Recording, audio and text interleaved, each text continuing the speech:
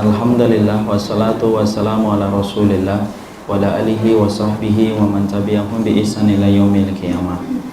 Ibu-ibu dan ummahat yang semoga Allah rahmati dan Allah berkahi, alhamdulillah kita senantiasa bersyukur kepada Allah bahwasanya dalam kesempatan hari ini, setelah kita merasakan pahitnya perpisahan,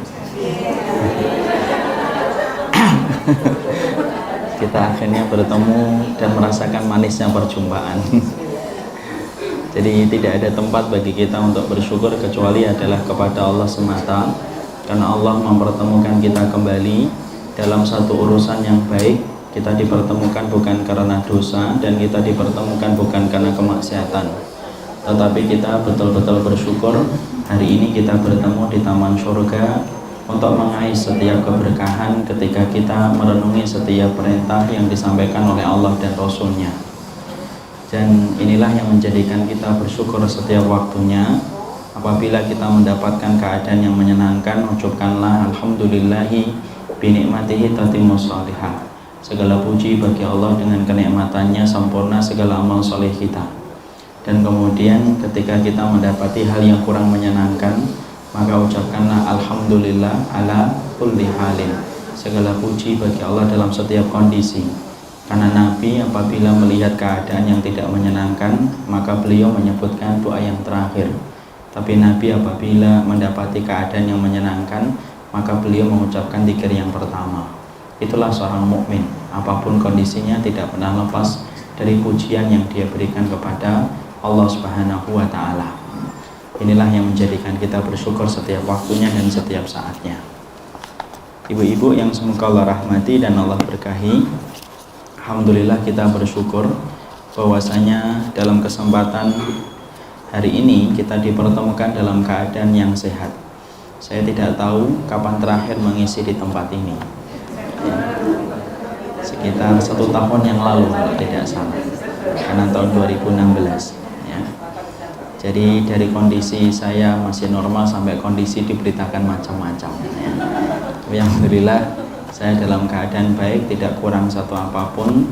Dan alhamdulillah semua tulisan-tulisan dan kabar-kabar burung yang ibu dapatkan, entah itu burung hantu ataupun burung gagak, maka sesungguhnya semua itu tidaklah benar dan hanyalah menjadi fitnah yang dikeluarkan tanpa melalui proses tabayun dan melalui proses untuk bertanya. Biasakanlah untuk bertabayun, terutama bagi orang yang sudah ngaji. Kalau orang yang belum ngaji ngomong macam-macam kita maklumi karena masih bodoh. Tapi kalau orang kemudian orang yang sudah ngaji, sudah berhijab, sudah kemudian memperlihatkan beberapa tanda-tanda sunnah, kok kemudian tidak menegakkan salah satu perintahnya sunnah, pertanyaan kita yang nggak perlu dijawab itu adalah, loh, yang ngajarkan tabayun itu nabi atau setan? Jadi itulah yang menjadikan kita kemudian harus memahami tabayun itu merupakan perkara yang besar kedudukannya di sisi Allah. Jadi mungkin sebagian di antara ibu-ibu sudah ada yang mendengarkan keterangan panjang lebar dan saya tidak perlu untuk mengulang-ulang. Nah, ternyata memang saya sudah sampaikan berkali-kali klarifikasi dari safar kita kemarin. Tetapi yang jelas bahwasanya alhamdulillah semua bantuan yang dititipkan telah sampai kepada tempat-tempat yang berhak, kepada kaum muslimin yang lemah, di mana mereka membutuhkan bantuan dari kita. Mereka kaum muslimin di sana mengucapkan beribu-ribu terima kasih, jazakumullah khairan, dan selalu menempatkan kita selayaknya mahkota bagi kepala mereka, selayaknya jantung bagi hati mereka, karena sesungguhnya besarnya penghargaan dan apresiasi mereka kepada kita atas bantuan yang kita berikan. Semoga apa yang kita hadiahkan untuk mereka mampu mengikat hati kita dalam kehidupan dunia dengan mereka dan mampu menjadikan kita kumpul dengan mereka kelak dalam kehidupan di akhirat. Sehingga nanti kalau ditegakkan hisab oleh Allah, apa yang telah kamu lakukan untuk hamba-hambaku yang ada di tempat-tempat yang sedang mendapatkan kezaliman, maka kita mampu menjawab minimal, ya Allah, telah kami panjatkan doa, telah kami rogoh kocek-kocek kantong kami untuk memberikan bantuan kepada mereka. Karena itulah diantara bukti yang nanti kita akan bawa di hadapan Allah Subhanahu wa ta'ala. Jadi itu saja diantara keterangan singkat yang ada di sana. Tapi yang jelas kalau ibu bertanya, Keadaannya sekarang membaik Ustadz? Enggak, keadaannya jauh lebih buruk dari apa yang kita bayangkan. Keadaannya lebih menyedihkan dari apa yang pernah kita pikirkan. Bahkan beberapa hari ini, bukan hanya Aleppo yang sudah jatuh ke tangan Nusairiyah Bashar Assad, bahkan Idlib, salah satu wilayah yang aman ketika kemarin kita masuk, sekarang pun dalam kondisi yang betul-betul tegang karena banyaknya serangan. Jadi Masya Allah, doakanlah mereka, jangan pernah putus untuk membantu mereka. Terkadang kita bosan Ustaz, iya, memang bosan itu merupakan fitrah kita selaku manusia. Tapi hidup kan bukan hanya menuruti perasaan. Kalau kita berbicara bosan, pasti bosan. Tapi hidup itu bukan menuruti perasaan, hidup itu ibadah. Dan ibadah itulah yang menerangkan dan menyuruh kita membantu saudara-saudara kita yang ada di sana, kapanpun sampai kita meninggal ataupun mereka yang meninggal, maka itulah kepastian yang akan kita tunggu sampai Allah menentukan di antara kita siapa yang meninggal dunia. Jadi insya Allah sampaikan ini kepada anak-anaknya juga Ibu, supaya anak-anaknya juga nanti mendapatkan berita dan informasi tentang Suriah dari sumber berita yang benar. Jangan sampai mereka mendapatkan berita Suriah dari kabar berita yang salah, sehingga ketika nanti Ibu meninggal dunia, anak-anak Ibu tidak peduli, walaupun dulunya Ibu peduli tentang Suriah. Kenapa? Karena ternyata anak-anak kita tidak mendapatkan berita dari informasi yang benar. Sampaikan kepada mereka, nak, itu saudara-saudaramu, tanah yang ada di sana adalah tanahmu pula, itu tanah iman. Dan kalaupun nanti kamu sudah diberikan kelapangan harta, bantulah mereka.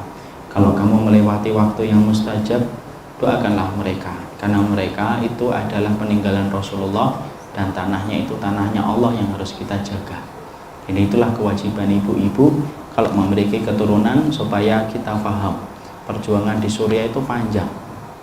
Satu pertanyaan yang tidak mampu terjawab oleh kita adalah, sampai kapan ya mereka kayak gitu? Tidak akan pernah ada yang mampu menjawab, karena bisa jadi setahun, bisa jadi 2 tahun, bisa jadi 10 tahun, bisa jadi 20 tahun. Tapi kalau kita membaca setiap hadis-hadisnya, kelihatannya gejolak di tanah Syam itu merupakan gejolak panjang, sampai nanti Allah tegakkan tanda-tanda kiamat, sampai Allah nanti munculkan Imam Mahdi, sampai Allah nanti turunkan Nabi Isa. Maka selama itu belum datang, maka akan senantiasa bergejolak tanpa kita mengerti kapan gejolak itu akan berhenti. Makanya kemarin saya sampaikan di salah satu masjid Bibabut Taubah, mungkin orang-orang di sana dibandingkan sholat kita lebih banyak sholat kita. Mungkin orang di sana dibandingkan puasa kita lebih banyak puasa kita. Dibandingkan umroh kita lebih banyak umroh kita. Dibandingkan ketika kita ngaji, mungkin lebih banyak kita ngaji. Tapi yang jelas mereka adalah orang yang insya Allah lebih beriman daripada kita dan lebih tinggi kedudukan mereka daripada kita. Kenapa Ustaz? Padahal kan amalan ibadahnya lebih banyak kita. Iya, mungkin sholatnya itu lebih banyak, mungkin puasanya lebih banyak, mungkin ngajinya lebih banyak. Tapi satu, mereka itu diberikan ujian bertubi-tubi, tetapi mereka senantiasa sabar dan senantiasa mereka ridho.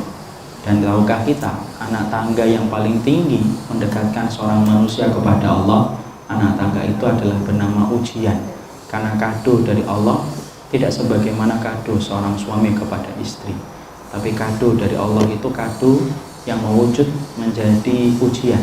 Dengan itu Allah meninggikan derajatnya, dengan itu Allah menghapuskan dosa-dosa mereka begitu cepat. Dan itulah yang menjadikan kita paham mereka adalah orang-orang yang beriman kepada Allah.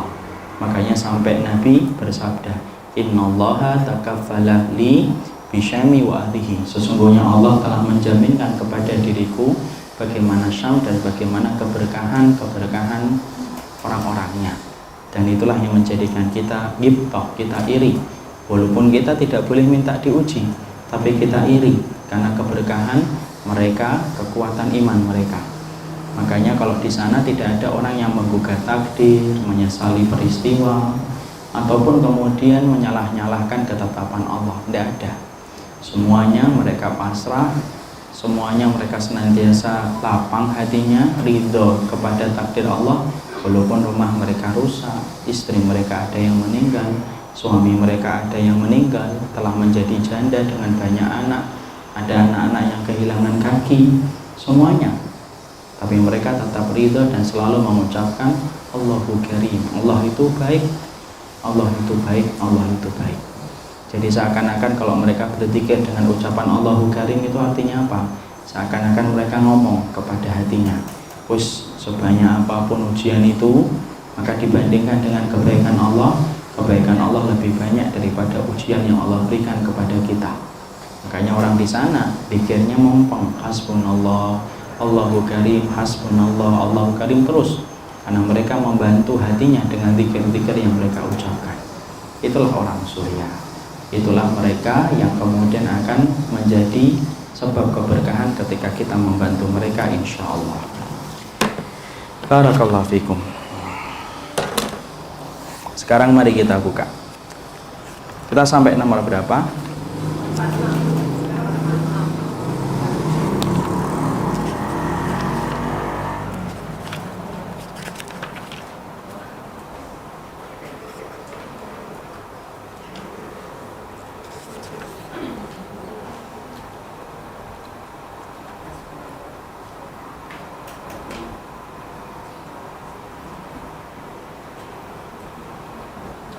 Ya.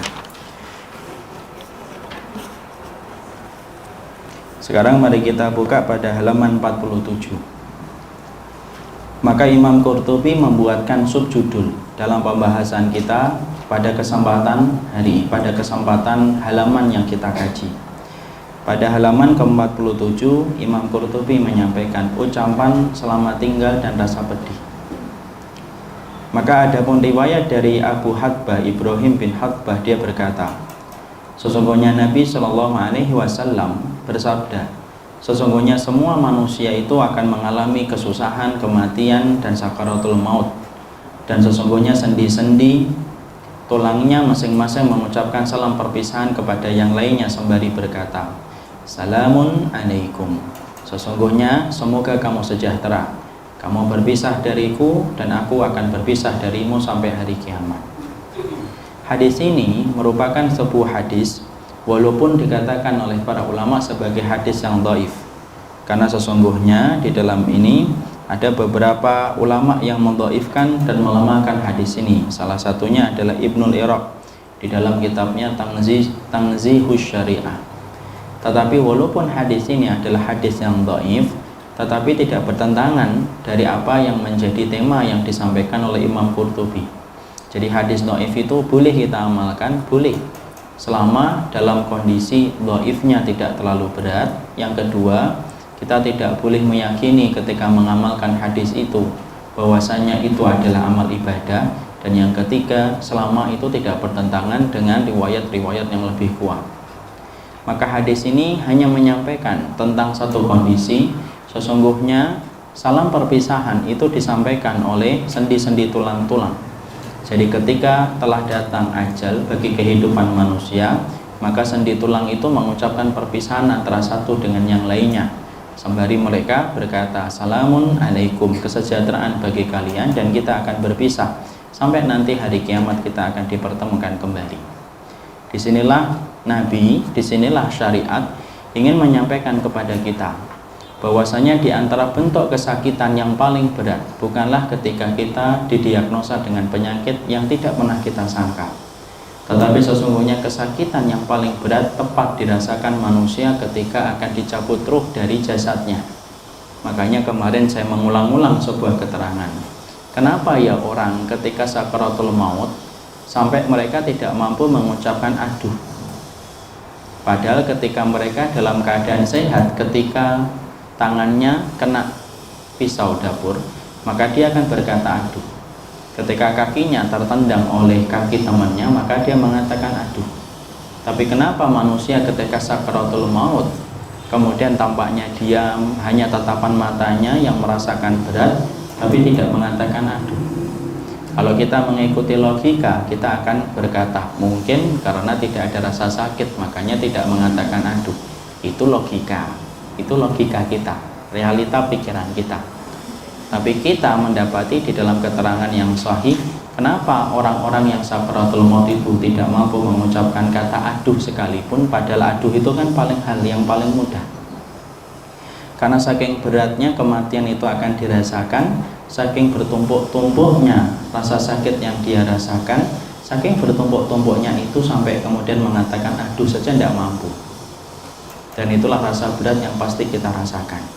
Mungkin sama ya, ibu-ibu dan saya mungkin pernah punya riwayat sakit yang paling berat yang pernah kita rasakan, dimana kita merasa seakan-akan hidup kita tidak ada nikmatnya ketika sedang merasakan sakit menjalar ke seluruh tubuh kita. Contoh, di antara sakit yang saya rasakan berat adalah ketika saya punya kencing batu. Itu bagaimana rasa tidur itu menjadi tidak nyaman, gerak dikit tidak nyaman, makan muntah, minum muntah, semuanya tidak nyaman ya. Jadi kemudian ternyata ada batu itu, padahal itu cuma batu kecil. Setelah di USG ternyata batunya juga tidak besar, batu kecil saja, tapi ternyata menyebabkan proses makan tidak bisa dilakukan, minum jadi muntah, gerak ketika tidur pun sakit, kencing panas. Tapi ternyata kemudian ibu-ibu pun saya yakin juga punya riwayat-riwayat yang sakit-sakit itu. Maka sesungguhnya ketika kita mencoba untuk memahami bagaimana prosesnya nanti ketika seseorang itu meninggal dunia, maka sesungguhnya sakitnya itu jauh berlipat ganda dari apa yang pernah kita rasakan dalam puncak rasa sakit yang pernah kita dapatkan ketika belum sakaratul maut. Kenapa Ustaz? Ya saking beratnya itu. Makanya sampai kita mendapati bagaimana Rasulullah sendiri saja sampai kemudian berkeringat, dan sampai Nabi saja meminta supaya diringankan sakaratul mautnya. Padahal Nabi, siapa orang yang tidak pernah mengeluh dari kehidupan manusia?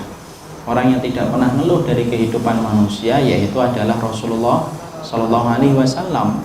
Tapi tahukah kita, apapun yang diberikan oleh Allah itu selalu disyukuri oleh Nabi. Tapi tahukah kita, Nabi meminta supaya diringankan sakaratul maut, sampai Nabi mengatakan Allahumma hawin alaina sakaratul maut. Kenapa sampai Nabi meminta ketika waktu sehat supaya diringankan sakaratul maut? Saking beratnya rasa itu diketahui oleh Nabi, sampai Nabi mempersiapkan dengan doa supaya diringankan sakaratul maut yang nanti beliau rasakan ketika beliau meninggal dunia. Padahal beliau siapa? Rasul. Orang yang kemudian harusnya menjadi orang yang paling gampang ketika mati adalah Nabi. Tapi ternyata Rasulullah tahu beratnya sakaratul maut, sampai Nabi berlindung dari rasa sakitnya, berdoa untuk diringankan rasa sakit yang beliau dapatkan. Maka mari kita kemudian membaca bagaimana Al-Muhaisibi menyebutkan dalam kitabnya Ar-Ri'ayah ya, bahwasanya ketika Allah Subhanahu wa taala berfirman kepada Ibrahim alaihissalam, di dalam satu riwayat, maka kemudian Allah bertanya kepada Nabi Ibrahim. Cuma ini riwayatnya sebenarnya tidak bisa kita pakai, Ibu. Coba Ibu kasih keterangan itu, langsung ditulis keterangannya. Hadisnya itu hadis maudhu. Hadis maudhu itu apa? Hadis palsu ya. Jadi tulisin hadis maudhu. Apa bedanya dhaif dengan maudhu? Beda. Kalau dhaif itu lemah, masih bisa kita pakai dalam beberapa hal yang tadi saya sebutkan. Tapi kalau hadisnya maudhu, hadis maudhu itu apa? Hadis yang mana sifatnya palsu, dan itu tidak bisa dijadikan hujah sama sekali.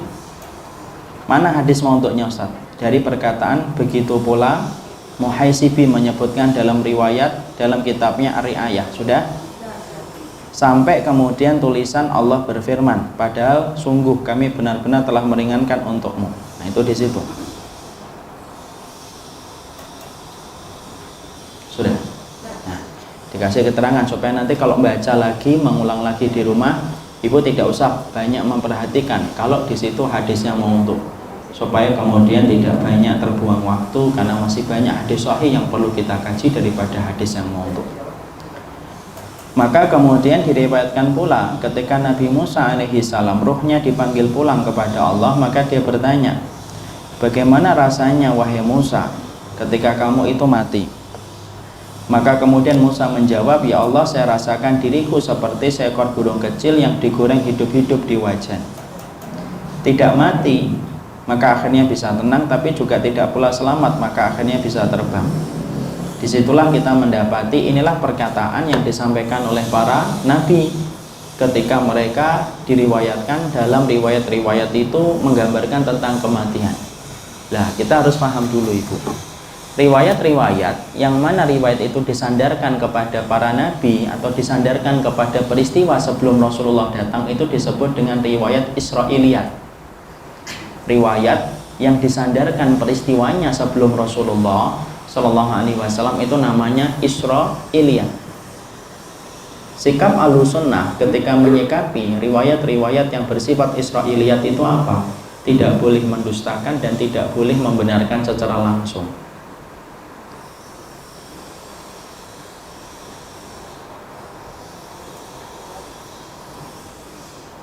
Ya.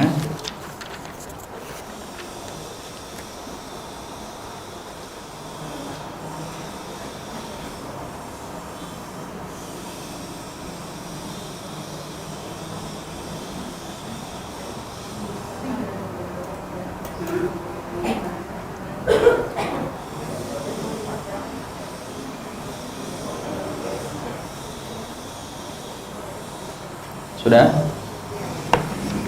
Jadi kalau kita mendapati satu riwayat yang apabila riwayat itu merupakan riwayat Israiliyat, maka pahami riwayat Israiliyat itu tidak mampu dibenarkan secara langsung dan tidak bisa langsung didustakan. Sikapnya namanya sikap tawakuf. Tawakuf itu apa? Tawakuf itu melihat dulu bagaimana perkataan para ulama tentang riwayat tersebut. Nah, ini saya sampaikan dulu karena di sini nanti dalam 2 halaman, 3 halaman ke depan ini banyak sekali Israiliyat dan banyak sekali hadis-hadis dhaifnya. Makanya kita beruntung apabila mendapatkan satu kitab sudah ditahqiq.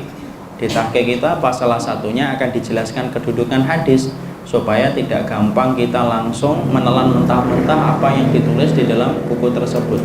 Mungkin ada yang bertanya, Ustadz emang dulu Imam Qurtubi tidak tahu tuh kalau itu hadis dhaif.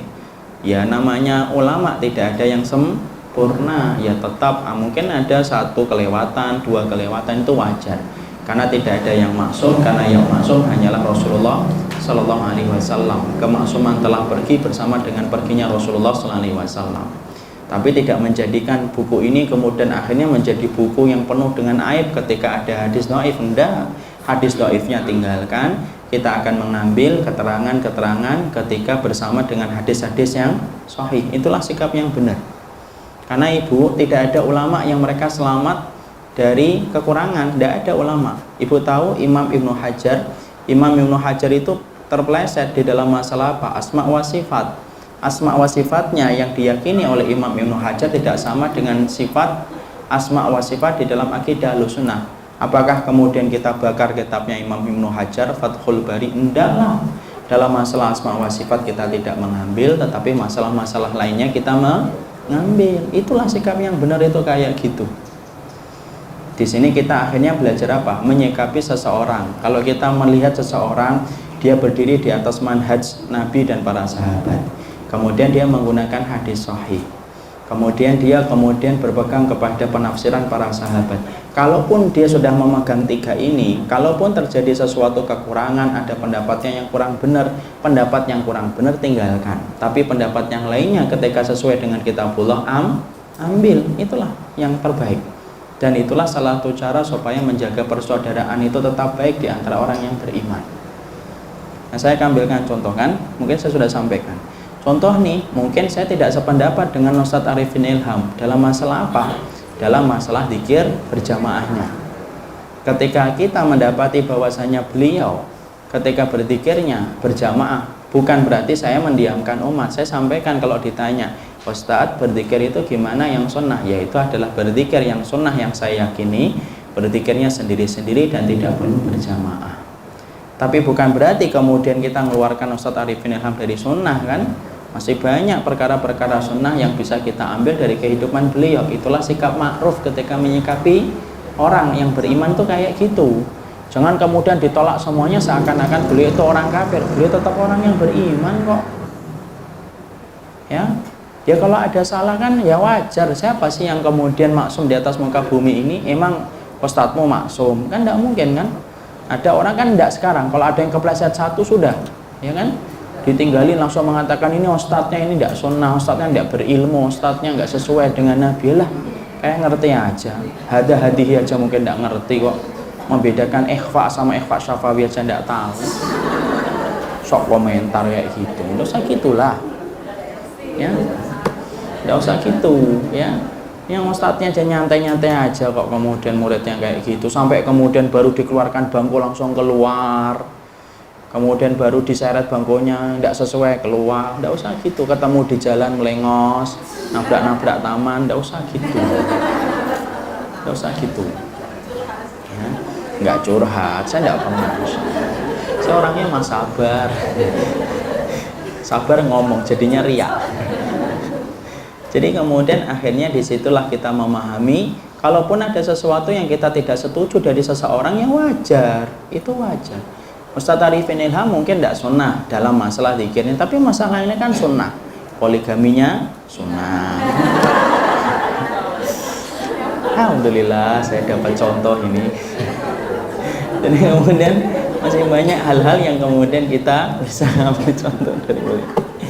Jadi barakallahu fikum, itulah sikap kita ketika menyikapi hal-hal yang semacam itu. Jangan menjadi orang, Ibu. Kalau belajar sunnah itu jangan jadi hakim yang suka memvonis kalau memang tidak mengerti kadar ilmunya. Kalau tidak mengerti kadar ilmunya, kadang-kadang ini diperparah ketika yang mengkondisikan umat semacam itu ustadznya. Nah, kalau ustadz itu ngajarin kita membenci orang yang beriman, lah buat apa kita ngaji? Kalau hati kita akhirnya jadi sakit, ya enggak? Ya kan? Makanya kemudian kadang-kadang kita malah dapatkan itu sebaliknya, orang itu harusnya dari kasar ketika ngaji jadi lembut. Nah ini malah sebaliknya, asalnya lembut banget tapi setelah ngaji kasar banget. Nah itu ada masalah itu. Ya, jadi di sini saya ingin menyampaikan dulu sebelum saya teruskan, Ustadz kenapa kok ada hadis dhaifnya maudhu juga? Ini berarti Imam Qurtubi tidak sunnah ini ya? Jangan gitu. Jadi ketika Imam Qurtubi menyebutkan ini dhaif dan maudhu, karena pada saatnya ketika beliau menyusun kitab ini, maka beliau mungkin tidak mengetahui ada cacat-cacat pada hadis yang beliau sebutkan. Kalau beliau tahu ada cacatnya, sebagaimana kita hari ini sudah mengetahui cacatnya fulan, cacatnya rawi fulan, pasti Imam Qurtubi menggunakan hadis sahih atau tidak?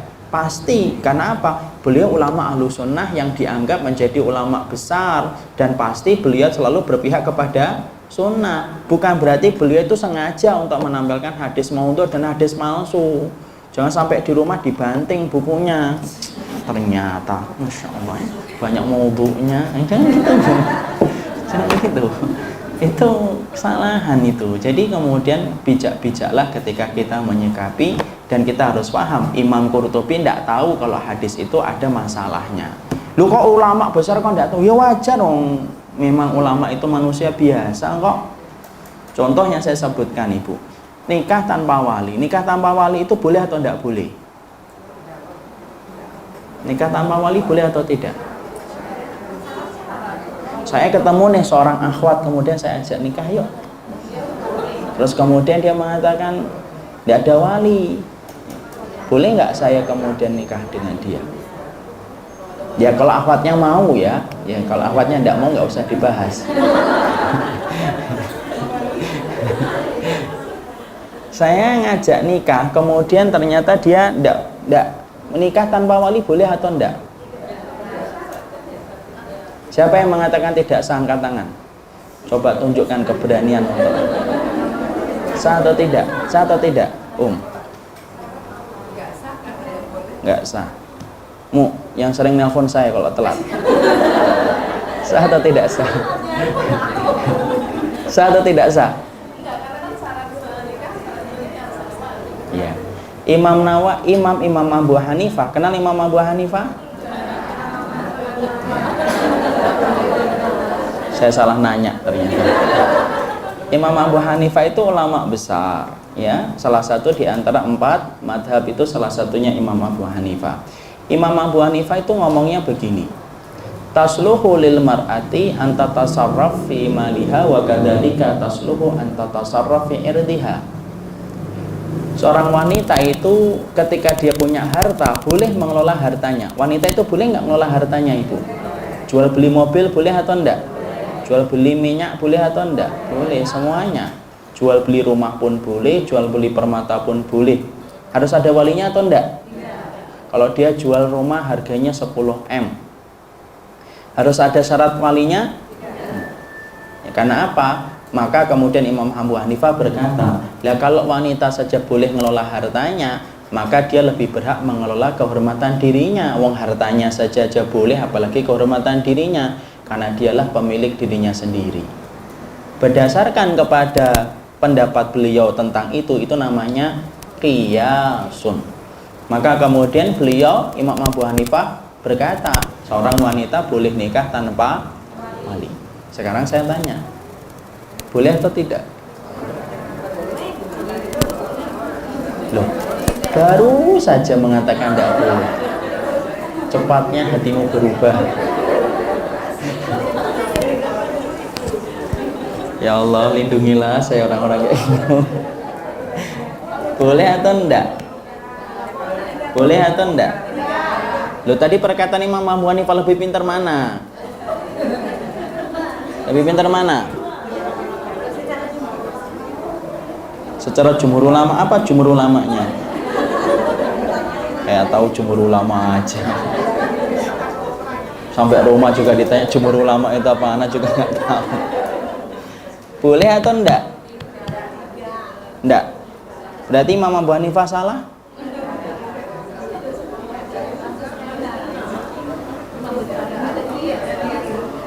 Jawabannya gampang, Ibu, tenang. Jawabannya dimulai dari diam dulu, ya. Jadi kemudian Imam Abu Hanifah ketika mengatakan itu tidak merubah posisi hukumnya.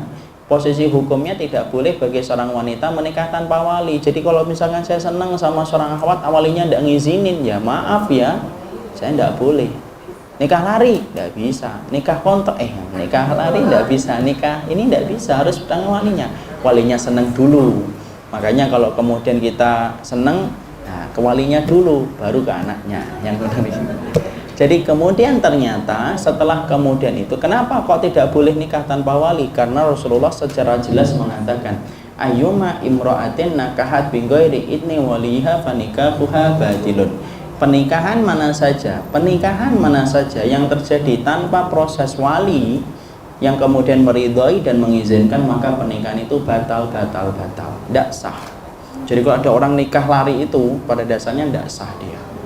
Kan wali hakim, Ustaz. Wali hakim itu ketika syaratnya telah ditransfer, telah dipindahkan dari wali kemudian ke wali hakim. Kalau tidak ada, ya tidak bisa lah ke wali hakim. Lah, pertanyaan kita sama. Apa sih kaitannya dengan buku Anda? Kaitannya pertanyaan kita, loh Imam Abu Hanifah itu apa tidak tahu hadis itu, Ustaz? Ya iya. Kalau beliau tahu hadis itu, mungkin nggak Imam Abu Hanifah menggunakan kias? Ya tidak mungkin, udah ada hadisnya kok. Kenapa Imam Abu Hanifah menggunakan kias, Ustaz? Karena beliau tidak tahu hadis itu. Kalau beliau tahu hadis itu, pasti beliau tidak akan berani mengatakan sesuatu yang berlawanan dengan perkataan Nabi. Sama dengan di situ. Imam Qurtubi apa enggak tahu nih hadis maudhu? Wong saya aja tahu, kan Ibu baru tahu sekarang. Maka kemudian Imam Al-Qurtubi ketika menyebutkan ini hadis maudhu, ya karena beliau enggak tahu ada beberapa rawi-rawi yang bermasalah. Ibu harus paham ya, kapan sih hadis itu dinamakan dhaif, maudhu, mutharib? Ya ketika pembawa hadis itu ada masalah, itu namanya menyebabkan riwayat itu menjadi tidak sah. Coba contohnya gini.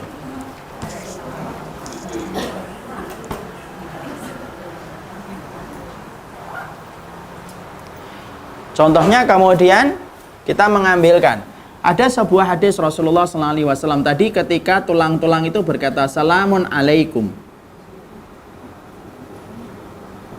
Salamun alaikum kepada siapa? Yaitu kepada tulang belulangnya. Hadisnya kan dhaif. Maka ini datang pertama kali dari siapa? Rasul. Kemudian disampaikan ke siapa? Ini namanya tobaqat. Tobaqat ini sahabah.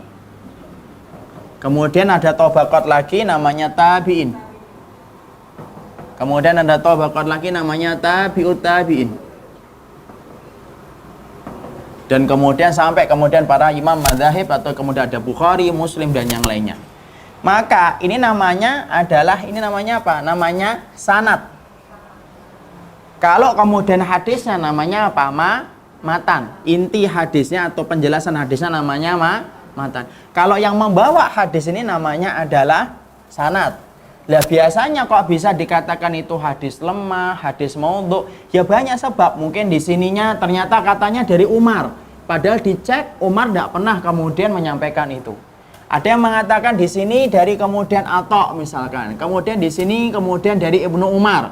Ternyata ini sama sini tidak pernah ketemu. Atau kemudian ini hidupnya tahun 40, misalkan 42 Hijriah. Di sini kemudian lahirnya 42, di sini meninggalnya 40 Hijriah. Bohong atau tidak bohong? Bohong, di sini meninggalnya 40 Hijriah, dia lahirnya 42 kok. Dan itulah sebab-sebab penyakit yang menjadikan sebuah hadis akhirnya dikatakan dhaif, lemah, palsu. Ya salah satunya kemudian karena ada masalah di dalam sanadnya. Penjelasannya apa nih? Ini panjang satu semester kalau kita sampaikan. Ini panjang, tapi intinya semacam itu. Jadi hadis itu kalau dikatakan hadis yang dhaif, maudhu, itu salah satunya semacam ini keterangannya. Jadi setidaknya saya ingin memberikan mapping, pemetaan supaya ummahat itu mengerti. Kita kembali.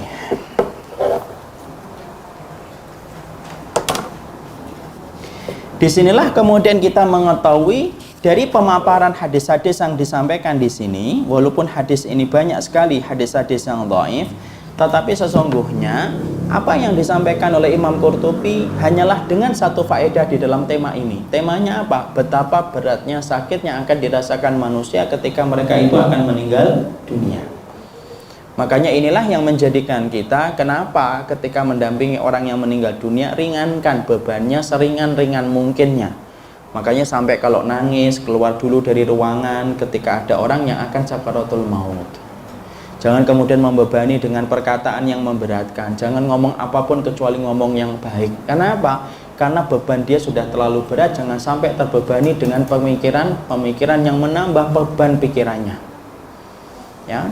Jadi kemudian usahakan. Makanya kalau kita mendampingi orang yang sedang akan menghadapi sakaratul maut, jangan ngomong macam-macam. Sudahlah, kita ucapkan apa? Lakinu ala mautakum la ilaha illallah. Alkin saja sudah. Kalau ada yang nangis, ngomong baik-baik. Dek, saya tahu kamu senang, saya cinta banget sama ibu, tapi ibu ini sedang sakaratul maut. Kamu minggir dulu. Nangisnya nanti kalau sudah reda tangisnya baru balik. Jangan ngomong yang buruk-buruk, karena Nabi sudah mengingatkan kepada kita. Fala taqulu ilal khair fa innal malaikata yu'minuna ala ma taqulun. Jangan ngomong kecuali yang baik, karena sesungguhnya malaikat itu selalu mengaminkan apapun yang kalian ucapkan.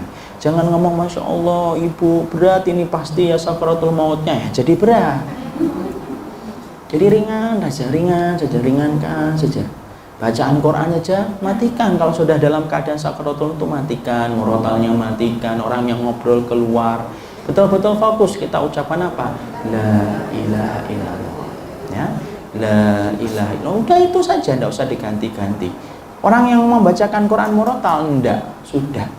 Tidak ada perintahnya membacakan Al-Quran. Perintahnya sederhana, talqin dengan ucapan la ilaha illallah.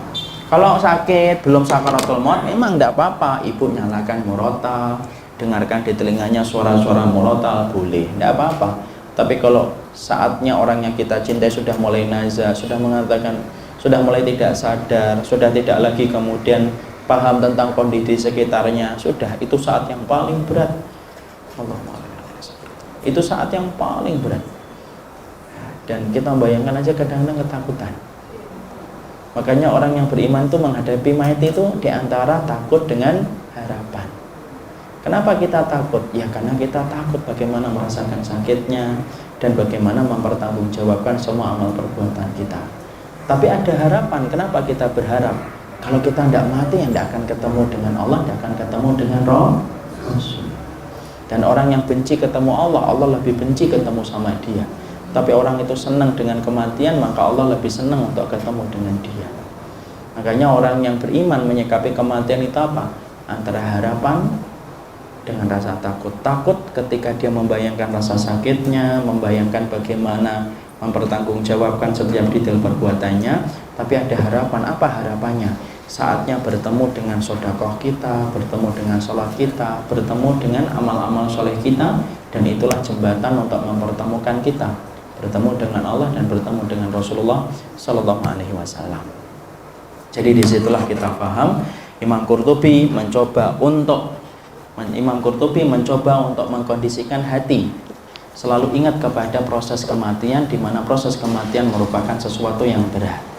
Mungkin kalau kita berpikir, Ustaz, bagaimana orang yang ketabrak mobil, waliyadzubillah, nasallallahu alaihi, ketabrak mobil, tes langsung meninggal dunia, itu sakaratul mautnya kapan? Nah, itu kan pandangan kita, dimana kita mikir enak banget ya langsung mati, pers kepalanya pecah. Itu kan kita yang kemudian berpikir kayak gitu. Adapun proses sebenarnya, ya yang merasakan siapa? Ya mereka lah. Orang kemudian kena bom rudal itu, ibu sut, bleng, langsung kan kocar-kacir tubuh itu. Itu enak ya, kan nggak ada sakaratul mautnya Ustaz. Ya, itu kan menurut kita. Tapi yang pasti sudah jelas bahwasanya wajaat sakaratul mauti bil haq. Dzalika ma kunta minhu tahid. Allah mengatakan akan datang sakaratul maut, itu pasti sebenar-benarnya akan datang. Tidak ada yang mampu untuk menolaknya. Dan itu pasti setiap orang pasti merasakan sakaratul maut. Dan sesungguhnya puncak rasa sakit manusia adalah puncaknya dirasakan ketika sakaratul. Makanya kemarin kan saya berulang-ulang sampaikan kepada ibu, ada nggak orang yang kemudian itu enak sakaratul maut? Tidak ada lah. Walaupun tampaknya hanya kayak cegukan, maka pada dasarnya dia ngerasain sakit. Tapi kita kan kemarin paham kan tanda-tanda iman. Kenapa sih orang yang beriman kok terkadang sakaratul mautnya agak susah? Karena Allah ingin beratkan supaya banyak dosa-dosa dia yang berguguran. Karena apa? Sakaratul maut itu, rasa sakit itu menggugurkan dosa. Itu menggugurkan dosa. Jadi ternyata walaupun Allah terkadang kok memberikan itu rasa sakit, sampai mungkin ibu kita menggenggam tangan kita kuat, sampai akhirnya genggaman itu lemah. Dan lemah.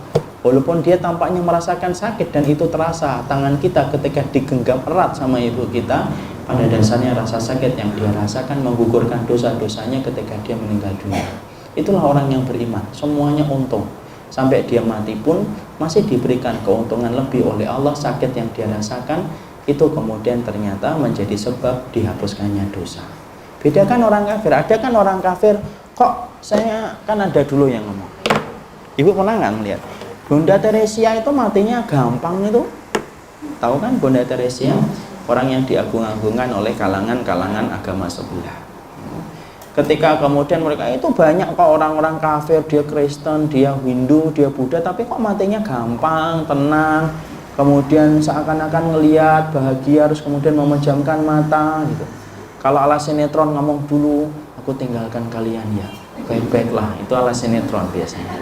Seakan-akan kok baik, gampang, ya kan kita tahu kan penjelasan hadisnya gimana. Sesungguhnya kalau ada orang yang dimatikan orang kafir kok tampaknya gampang, ya memang Allah ringankan. Kenapa? Supaya nanti dia semakin pedih ketika mereka nanti di akhirat, ketika diadab, untuk merasakan semua dosa-dosanya tidak ada yang gugur, sampai matinya pun digampangkan, supaya dia sebaliknya kelak pada waktu hari kiamat merasakan pedihnya kehidupan ketika disiksa. Disitulah kita paham, Masya Allah, orang yang beriman itu memang selalu lengket dengan ujian dan selalu lengket dengan kesulitan. Itulah orang yang beriman. Karena apa? Itu cara Allah. Kado dari Allah itu tidak selalu cantik sebagaimana kado seorang suami kepada istrinya. Tapi kado dari Allah itu kesulitan dan ujian. Tapi di balik kado itu ada kebaikan yang pasti kita akan petik dalam kehidupan di akhirat. Allah tidak menyuruh kita macam-macam. Allah cuma menyuruh kita satu, sabar. Ya. Makanya itulah kita pahami. Ya. Sekarang mari kita buka, yaitu adalah hadis-hadisnya ini. Coba ditulis Ibu pada halaman 47 sampai halaman ke-49, sampai ada kata untuk selamat tiada terhindar. Sudah lihat? Sudah? Itu kan ada space kosong ya? Ya, tulis di situ. Rata-rata hadis pada halaman 47 sampai halaman 49 yaitu sebagian dhaif, ada yang maudhu', dan ada sebagian yang tidak ada asal muasalnya.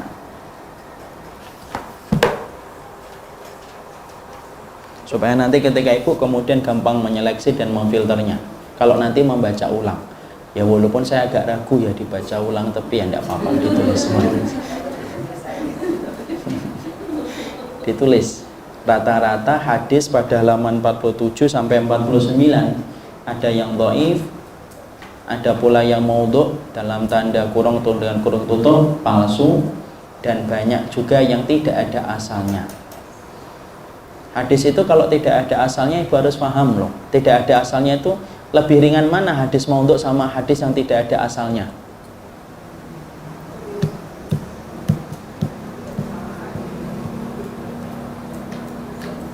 Lebih ringan mana? Lebih berat mana? Hadis maudhu palsu dengan hadis yang tidak ada asalnya. Lebih ringan. Lebih ringan yang tidak ada asalnya.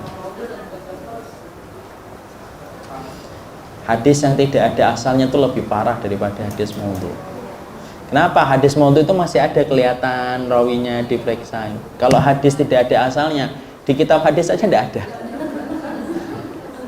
Contohnya yang tidak ada asalnya, contohnya hadis apa? Naumus shaim ibadah.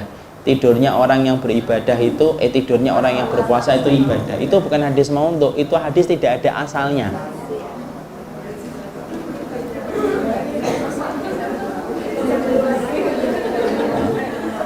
Jadi lebih parah, iyalah lebih parah, tidak ada asalnya kok. Kalau maudhu itu masih bisa dicek. Misalkan di kitab Al-Maudhu'atnya Imam Ibnu Jauzi itu masih bisa dicek. Oh ini maudhu karena ada ini, ada fulan, ada ini, ada ini, ada ini, ada ini. Itu hadis maudhu.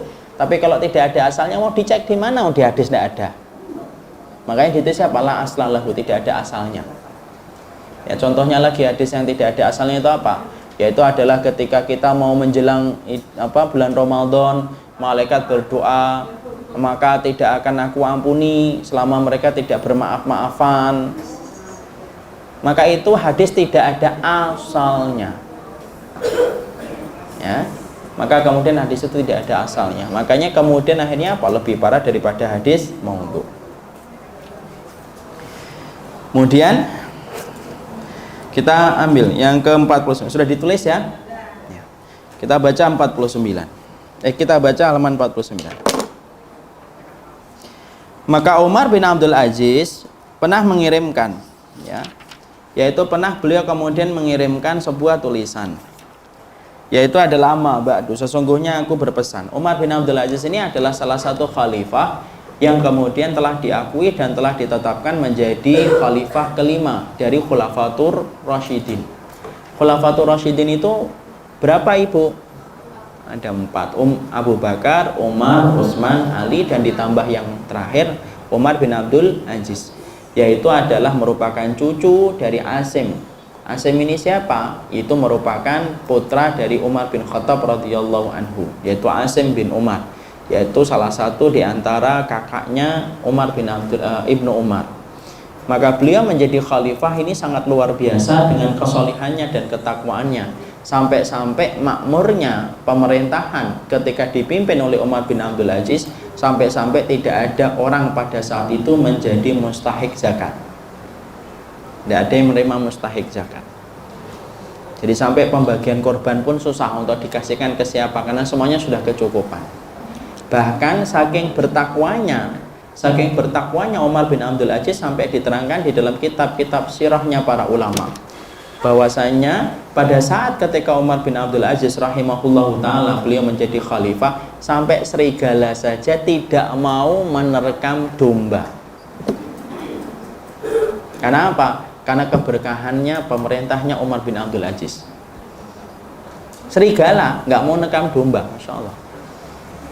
Ya apa? Karena tidak mau kemudian itu, karena saking barokahnya pemerintahan saat itu, Masya Allah. Itulah pemimpin kalau sudah menjalankan syariat Allah, sudah menjalankan sunnah nabinya, dia bertakwa, Allah akan berikan keberkahan bagi penduduk negeri tersebut.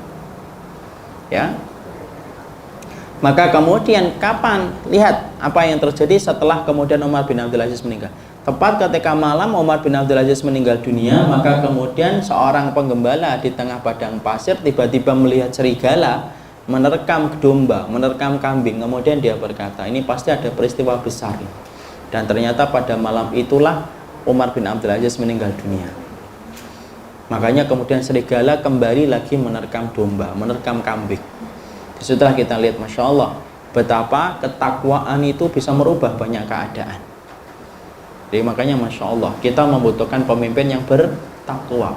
Dan pemimpin yang bertakwa itu indikatornya bukan hanya mereka sholat, bukan hanya mereka haji, tapi indikator pemimpin yang bertakwa yaitu adalah menjalankan kitabullah dan sunnah, dan mereka menjalankan semua perintah-perintah yang termaktub di dalam kitabullah dan sunnah.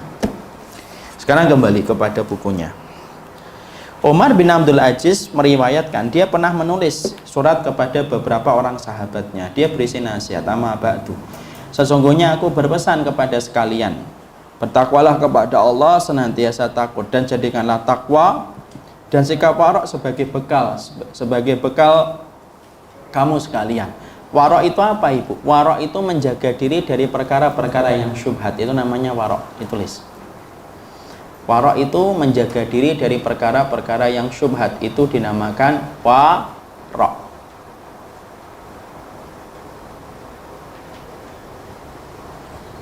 Warok.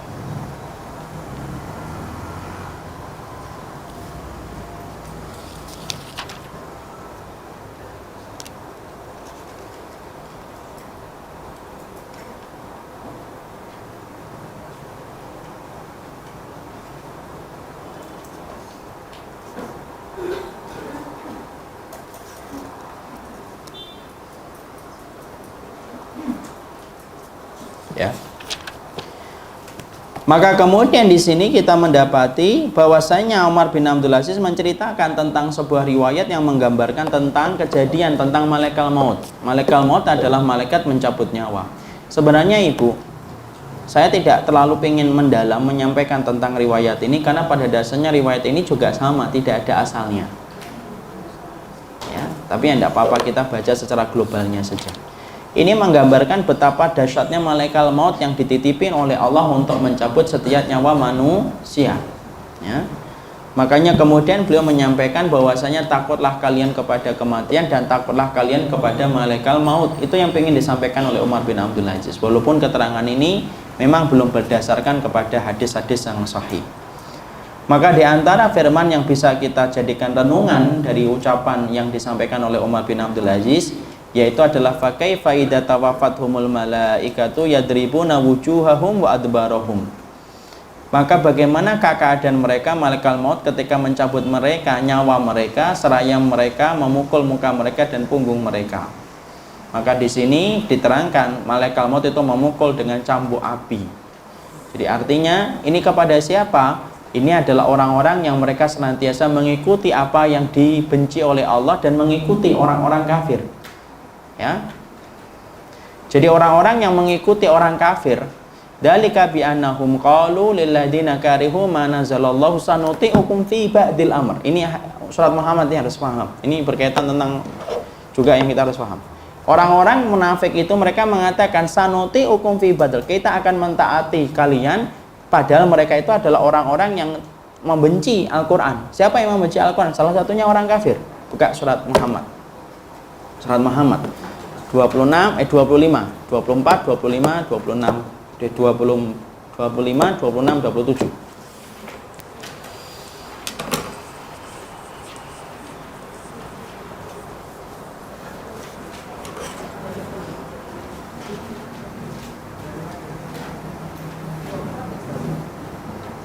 Iya.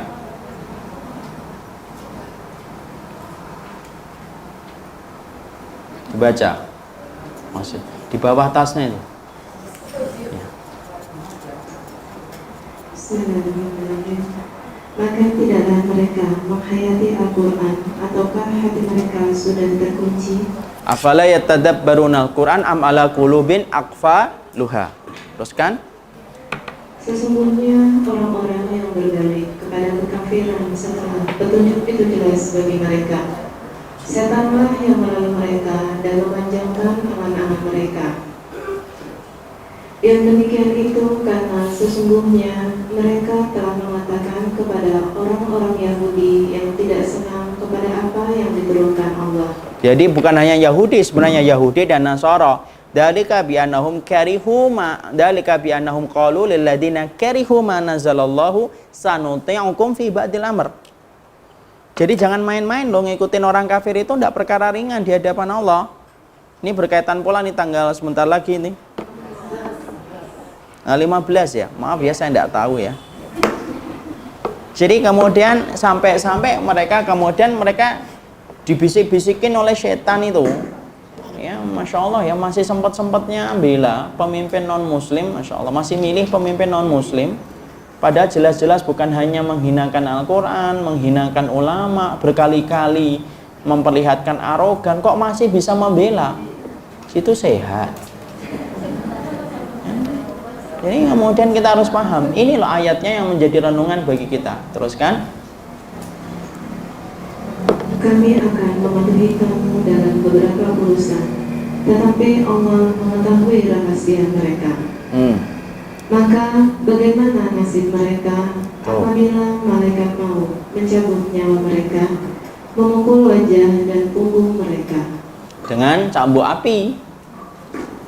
Jadi kemudian mengikuti orang kafir itu bukan perkara yang ringan. Dalika bi annahum qalu lil ladzina karihu ma nazalallahu sanuti'ukum fi ba'dil amr wallahu ya'lamu israrahum wa kaifa idza tawaffathumul malaikatu yadribuna wujuhahum wa adbarahum.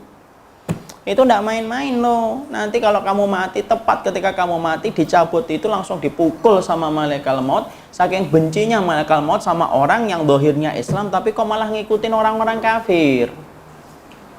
Kok mereka ketawa-ketawa ya di dunia. Memang gitu. Ya kalau kemudian kita bersama Al-Quran, Ibu, maaf ya, kalau hidupku dan hidupmu bersama Al-Quran, maaf ya, kita tidak akan pernah memilih pemimpin yang tidak pernah dipilih oleh Al-Quran, ya atau tidak? Karena orang yang bersama Al-Quran itu pasti mulia. Ya, malam diturunkan Al-Quran jadinya apa? Lailatul Qadar. Bulan diturunkan Al-Quran bulan Ramadan, bulan yang paling mulia di antara 12 bulan. Nabi yang diturunkan kepadanya Al-Quran menjadi Nabi yang paling mulia, Nabi Muhammad. Makanya orang yang bersama Al-Quran dia pasti bahagia, dan orang yang berani meninggalkan Al-Quran dia pasti celaka. Kalau tidak di dunia, tidak lama kok, mati sebentar lagi, kamu kejang-kejang mati.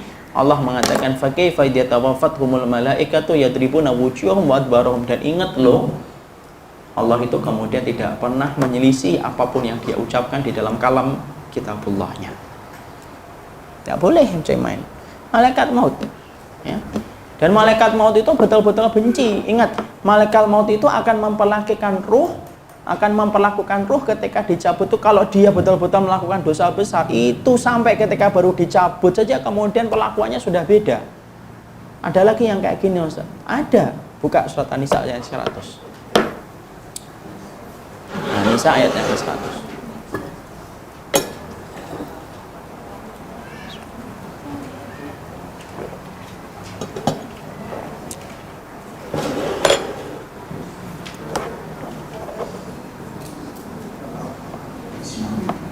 Dan barang siapa berhijrah di jalan Allah, niscaya mereka 97.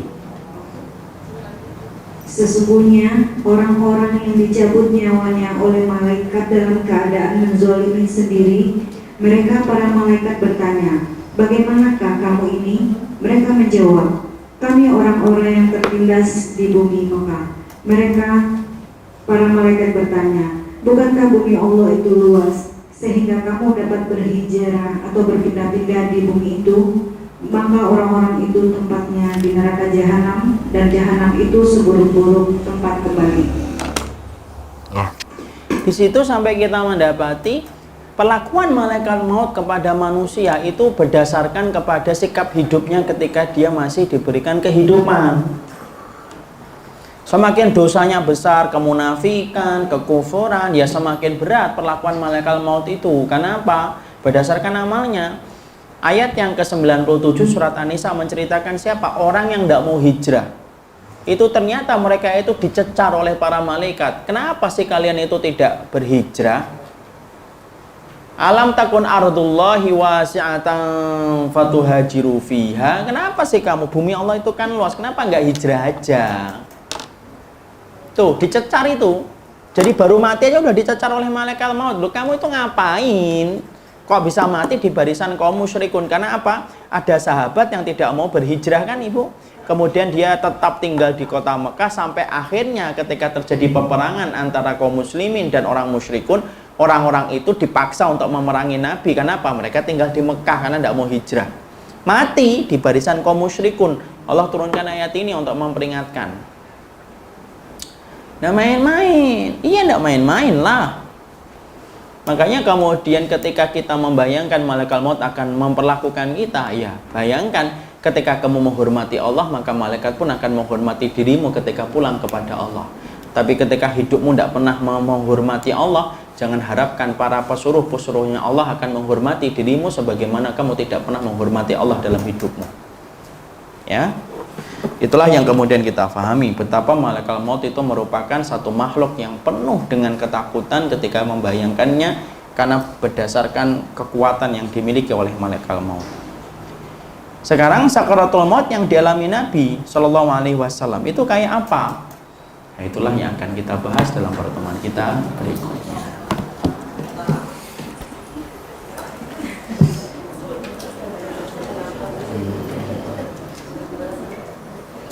Sudah setengah 6 lebih 10. Saya kira ini yang dapat kita sampaikan dalam pertemuan kali ini. Semoga Allah memberikan keberkahan. Tidak ada pertanyaan? Tidak ada. Ada yang ingin bertanya? Ada yang ingin bertanya? Tidak ada kan? Saya insya Allah tahu lah. Aku tahu apa yang kau mau. Jadi barakallahu fikum, subhanakallahumma wa bihamdika, asyhadu an la ilaha illa anta, astaghfiruka wa atubu ilaika. Assalamualaikum warahmatullahi wabarakatuh.